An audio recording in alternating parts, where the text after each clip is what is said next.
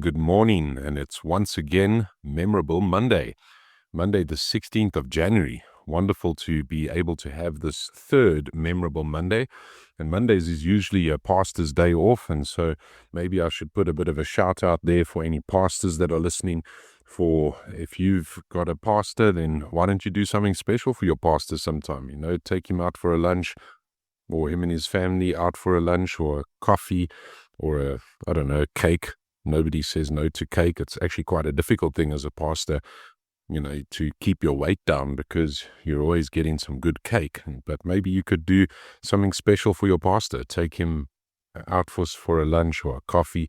What a joy it is to be able to have a pastor's day off, usually on a Monday. I know some pastors do it on a Wednesday or a Friday, but we're here in Memorable Monday, looking at history, and church history is something that is so incredibly fascinating. We've been looking at some of where AD and BC come from, and it's also helpful just to think through, how did we come to this? How is it that we actually got to a place where we have AD, BC? What is some of the background regarding this? And it's helpful for us to realize this because as we go through Memorable Monday, we're hoping to really see God's plan of redemptive history. How did he bring this about? What was God busy doing throughout the historical era of the church? And it's helpful for us to recognize where we get the dating system from as well, because when we think of history, I want you to try and think about his story. This is God's story of his providence and his kindness to mankind throughout the ages, and the way in which he has always preserved for himself a remnant, a people that have served him and worshipped him. You remember somebody like Elijah, who had won a wonderful victory by God's help and by God's grace over the prophets of Baal. And, he comes to this point where Jezebel is threatening his life, and he runs off into the wilderness, and he believes to himself that he's the only one that has not bowed the knee to Baal. And God opens up to him and says, there are many that have not bowed the knee to Baal, 3,000 that have not yet bowed the knee to Baal of my prophets. And so God has always kept a remnant who he preserves and looks after throughout all of history to worship him. Now, where do we come from when it comes to this AD and BC, before Christ and after Christ kind of a dating system? It actually comes from the inventor, who was Dionysius Exiguus. And I hope that I've said his name right. His surname is spelled Exiguus,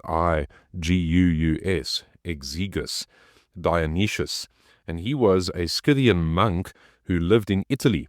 Now, Scythia was the ancient name for the area that is around northern Russia, or rather, southern Russia, around the Black Sea. So if you want to go and look that up, you could type in the Black Sea in your Google Maps and see where that is in Russia. And I know there's been a lot of tension around Russia and Ukraine and these places of recent, so you must know probably where those areas are. We do not know when Dionysius was born. That's quite a strange thing to not know, because he's somebody that is actually the inventor of AD and BC. But he was active in the year 500 and died sometime around 525. And so if he was already an adult at 500 AD, then most likely he was in his 50s, maybe even 70s, somewhere around there, 50 to 70 years old when he died in 525 AD.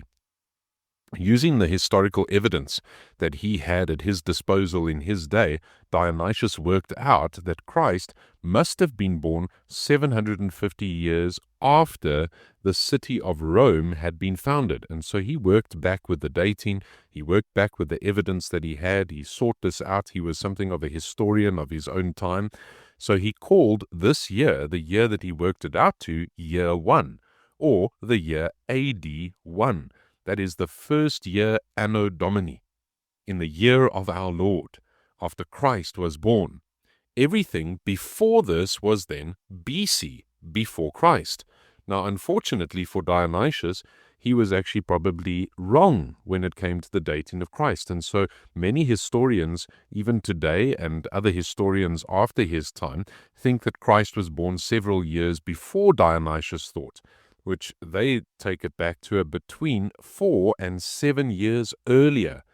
So, however, since Dionysius's date became the accepted one, it means that we today use his or this dating method, with the odd result that today's historians have to say that Christ was born in around 4 BC. So that doesn't mean that Christ actually was born 4 years before Christ was born. That would be just something kind of silly. But because this is the most accepted method of dating, we've got to look back and say, well, Christ was probably born around 4 BC, which means that our Lord died at the age of 33 at around 29 AD. So as you think through that, this helps you with your dating. And as you think through the dating of what we have within church history, and as we talk through historical Mondays, or rather memorable Mondays, we'll be looking at many different dates, and we'll always be using this AD and BC kind of a dating. When we talk about, for example, something like the captivity of the Babylonian captivity, where the Babylonians came in and took out the southern tribes of Judah, and they took them away in about 586 BC, then you know that this was about 580 years before the birth of our Lord Jesus Christ. And when we think of the Assyrian tribes that took over the northern tribes of Israel, and you remember that Assyrian army that came down all the way down to Jerusalem, but then got a massive plague by the Lord. And if you talk about them and you say in 722 BC, then you know that that was around 720 years before the birth of our Lord. And so this is helpful for us when it comes to our dating methods. And as we think through these things, like next week, we will likely start to look at something of the beginnings of Rome in our Memorable Monday. And we'll start to talk through some of those dates. And it's always helpful to realize, where did we get this from? And Dionysius is the inventor of the AD BC timeline. So Dionysius' date for the birth of Christ was likely out by about 4 years. The various different scholars would argue through this, and various historians would as well. Quite strangely enough, Dionysius didn't actually think very highly of his own system.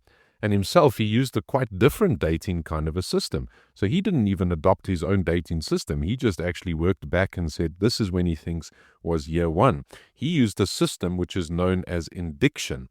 This was the most widely used dating system in all of the Christian world until the 13th century.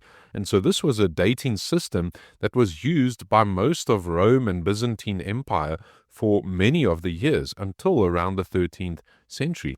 The indiction was a period of about 15, well, not about, it was a period of 15 years, and based on the intervals between each new tax assessment. And so as you think through this, this is also not, I guess, comical, but it's something that's true even today. When you follow the money, you're able to come to something of history as well. And you can look through the taxation system, which they had intervals of 15 years between the different tax sessions. And we have a yearly tax bracket where you have to hand in your things to SARS, but they had a 15-year period, which they called indictions, or an indiction. And this was based upon the intervals between each of these new tax assessments in the Roman and Byzantine Empire. Now, the Byzantine Empire was the Roman Empire in the Eastern Europe section, and mainly they actually continued to speak Greek, even though the Roman Empire began to speak Latin at a later stage. And there was actually one of the first church splits was between the West and the East. Now, the Byzantine Empire had its capital as Constantinople, a very interesting place. Today is Istanbul, and a fascinating place indeed, where you find the meeting point of 3 different continents. It's today's modern-day Istanbul, Turkey, but that used to be the very center of the Byzantine Empire. And so we find that this indiction system was something that was in place for most of this time. And we dated this, and the date of this came from Constantine, who was the first Christian or so-called Christian Roman emperor in many respects. And he became the emperor in AD 312. So that's an important date to remember, AD 312.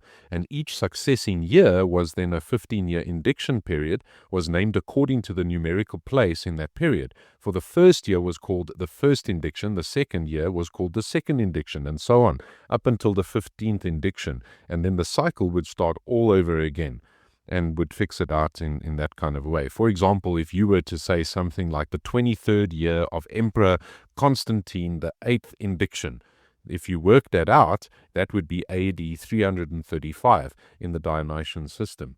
So this combination of the indiction year with the year of the Roman or Byzantine emperor's reign was for a long time the prevailing method in which you would actually be counting the years in the Christian world. Now, Dionysian system made very slow headway really, and I don't know why I said headwind, but headway, and against the indiction system. England adopted the Dionysian system in the Synod of Whitby in 664, and then in Rome, the papacy accepted it under John the 13th, under Pope John the 13th. That was the Pope who reigned from he was Pope from 965 to 972. Do you see how important these dates are? Because as we look at this, we actually use this as we speak. And by the 11th century, most of Europe had embraced the Dionysian system. And the last European country to adopt it was Spain, which went over to the Dionysian system only in the 14th century. So it was until only the 15th century that it was accepted in the Greek-speaking Eastern world of the Byzantine Empire. So this is such a fascinating reality of just looking at some of the dating system.